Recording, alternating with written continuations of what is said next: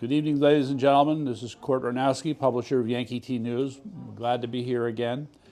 And this is the news is going to be covering March 7th. Is that the date today? Yes. It sure is. Yeah, sure is. We've got to think about that one. So we got, fair bit of things here. We'll try and talk about the Ukraine in sort of general terms. Like everybody else, I've been reading and listening to a lot of things and just trying to come up with a, quote, synthesis that makes sense. Masks are gone. The parents will remember. We'll get into it. And then there are all these other things.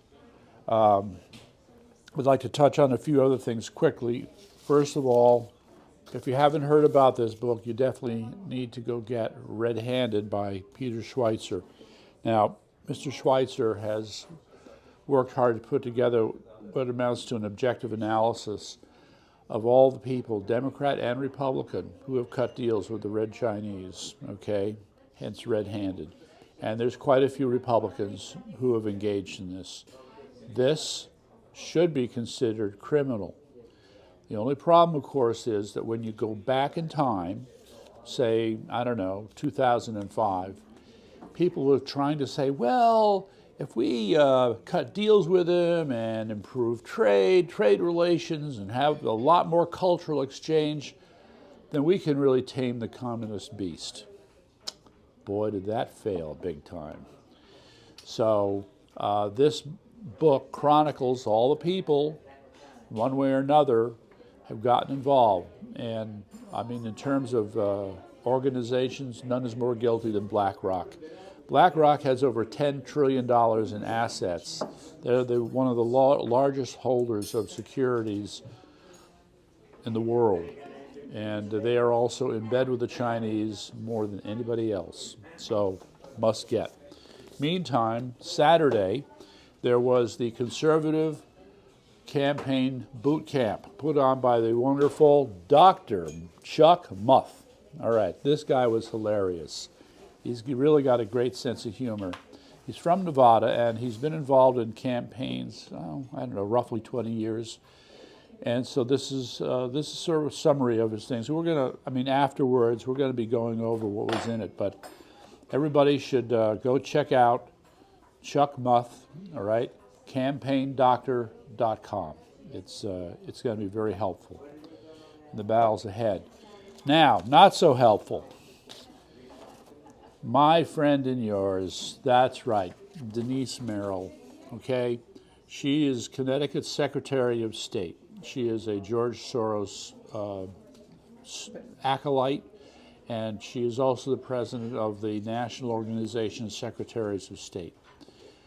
This woman has done more, right, to enable fraud in the state of Connecticut. She would claim otherwise, but the fact of the matter is that there is an oil and water difference between trying to talk about her notion of fairness and ease of voting versus making, and she also says this ensures privacy, okay, versus making sure that you have what should be properly called ballot security, okay? Have you developed a system of protocols, Ms. Merrill, whereby you can ensure ballot security? The proposals that you put forth, the memo that you put out, the discussion that's going on in Hartford over all this crap you're putting out would tell us, no, you have no interest in ballot security, and if you say you are, you're lying. So anyway, we'll be coming back to you. And then just a quick mention here, this is tied in, there's another thing here. So Operation Boardwalk, okay, is the New York State effort, all right, to set up a system for suing public officials who have violated their oath of office and broken laws. This has started with focusing on the boards of education. I've covered this several times. I'm going to cover it again. And the group in New York State has been working at it. Now, there's a national organization like Operation Boardwalk called Bonds for the Win, all right? And the good news is that there are a number of people all around Connecticut now who have signed up with Bonds for the Win, and they're going through the necessary steps now to bring pressure. The confusing part here is, and part of why I want to bring this up and focus on it, is that for all intents and purposes, we are under the mistaken notion that these mandates have gone away, okay? So in the place of the mandate, and as people have observed, no sooner were the mandates dropped than the Ukraine war became, topic A and started to get everybody's attention. Well, that can only last so long, and there's a belief, and I want to just add that the emergency powers are still in force. The mandates may have been dropped, but the emergency powers are still in force, at least through June. And then you add to that the fact that this, I think they're calling it Smart Health Check or something. It's a software app that is the first step towards complete digital surveillance of not just digital surveillance of everything you do, but also to deny you access to things if you do not comply. That's what that is moving towards, all right? And they've distracted us with the Ukraine war, which we should be paying full attention to this, and we need to fight back on it, okay? Well, we'll get to it. Meantime, just to talk about the Ukraine situation, we're working on an article basically about, there's a video, I found it on Reddit, and it shows a train taking civilian vehicles from Russia to Ukraine.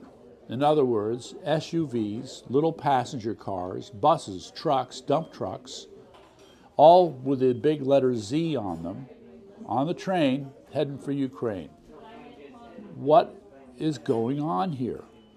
I don't think the Russians have opened up a huge market for used vehicles in Ukraine. I just don't think so, all right? So there are different conjectures. The two biggest ones are that these vehicles have been commandeered by the Russian military to provide support to that 40-mile convoy that's still sitting there. The other conjecture is that so many of the vehicles that have been used have been destroyed. Now they need more, and they have to draw on the civilian population to get those vehicles they need if they're going to actually continue the invasion, which would help to explain why the letter Z is on all these vehicles. So just keep that in mind and read the article. Now, one of the points from the article is a quote from a guy who commented on this video, saying that he'd been in the Russian military, and in no uncertain terms, he made it clear that the military culture in Russia is still terrible, okay? They do not treat their soldiers well at all, okay? It's not about toughening them up. It's not about getting them to be coordinated and work in a team. No, they are just considered dirt in the way that they're treated. So I would, so this is an important point to keep in mind. So hold that thought. And now I'm just throw out an opinion here. It's part of my analysis. When you look at all the Russian soldiers who have defected, who have given up, okay, who've actually handed Russian military equipment over to the Ukrainians, you have to ask yourself what is going on. Well, for my money, if you've got people you've not trained well and you treat horribly, okay, and I'll put it in another way, you've not indoctrinated properly for battle, this is what you're going to get, okay? And as a result, you create a situation where this whole idea of an invasion, guess what? It doesn't work. It's just my impression, and it's a hell of an impression to have. But when you look at all the news that we've seen, whether it's the taking over the southern city in Ukraine, name escapes me right now. What is it? It might be. And well, there's Mariupol, which is sort of still dicey, but there are these others that they've taken over. And there's a general sense that over the last few days, the Russians have been stalled out in the Ukraine, okay? We're rushing our weapons in there and others to help them, the javelins, the Stinger missiles. And in the middle of this, you see that the Ukrainians are much more motivated to fight. But when you see these Russian soldiers, when they're being interviewed, when they're being debriefed, and they're talking, there's no fight in them. There's no sense of mission. They're not dedicated to anything. They're just like confused and asking themselves, how did I get here? Is that your fighting force? Is that your invading force? You got to be kidding me. So what that leaves is that the military has no interest. They do not have their heart in this invasion. It is only Putin who's pushing it. That's my Ukrainian analysis. So let's move on quickly to the other thing here. Putin, and he want to exterminate the Ukrainians. Yeah. He shoots the government. Yes. And General he was upset that he was not the dictator of Soviet Union. Yeah, well, surprise, surprise. Okay, so one other closing remark on the Ukraine. There's this great article, I have the link up for it, UK 2021, the crisis continues. So this was done a year ago, before all this happened, and it takes the perspective that the Ukrainian government is struggling, all right, to clean its act up, all right. I know that seems hard to believe with all the years of corruption, but it's a perspective worth considering, all right. Meantime, yeah, let me just get through this. So the other thing here is, okay, the CDC is still pushing vaccination, but here we go. State Surgeon General Dr. Joseph Ladapo in Florida questions the vaccine effectiveness in children. So they've actually put out an advisory against vaccination. So it's worth noting that just prior to this, in the state of New York, they were reporting out how the vaccines, so-called vaccines, were not as effective as they thought. So they're saying it's not as effective. Now you have Florida saying, hey, you know what, we're not doing this. So I thought that was interesting. All right, so yes, so just to mention it, Merrill calls for easier access to absentee ballots for the November election. This is as phony can be. And nobody should buy a single word of what she has to say. Then the other part here is that many parents remember what happened with COVID, and you can be sure our group here will be making sure people don't forget either, because this will be a hot issue in November, and we're not going to let them get away with it. Right, so stay tuned, all right? And the stuff about the campaign stuff is important. Connecticut COMMIE of the Week, oh boy, Maxwell Goldman. All right, Maxwell Goldman is kind of interesting because he's one of these guys who manages to fly beneath the radar, but he plays a crucial role. He's a part of Senator Larson's staff, and he's served with others.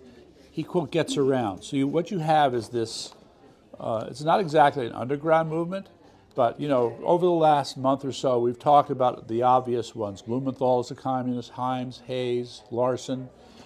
But you have people like this who serve them, who actually play a much more effective role in advancing the principles of communism. Just saying. Okay, so that's that. And let's see, what am I missing here? Vaccine reversal, Connecticut COMMIE of the Week. Georgia? Oh yeah, so you know, the fight goes on in Georgia. There's a press conference where yet again they're rolling out more evidence showing about how the election was manipulated. So this has not gone away by any stretch of the imagination. And if you're a Steve Bannon fan like I am, you know it's not gone away. The other thing here, the real, number 10, the real title for that should be, is that the same Dr. Robert Malone? So I saw him in a video. We watched him, okay? Anybody who's followed any of this, Dr. Malone has always been the calm hand, okay? He doesn't like going there with people who get loud and emotional and start making accusations and allegations. He's not there. And he talks to the people at the CDC. He has relationships with them. Well, ladies and gentlemen, that is so over. Wow. In this last video, I have never seen Dr. Malone so angry. Wow. And it came down to a simple point. The CDC, we are finding in so many different ways, has intentionally withheld damaging information about the vaccine. So you have the Pfizer's information, the 55,000 pages just released, cloud what is it? Clout? Somebody help me out. Daily Clout. dailyclout.io. Go there, all right? They're on top of this. So, to summarize, Dr. Malone said to you people out there who work in the CDC and the FDA and Pfizer, right now, you have two choices, okay? You can either be a witness or you can be, what's the term that he used? No, you can either defend yourself or you can be a whistleblower, basically is what it comes down to. Right now you have a choice. You're running out of time. So on that happy note, we'll have more next week. And thank you very much. Woohoo! All right. Yeah, thanks.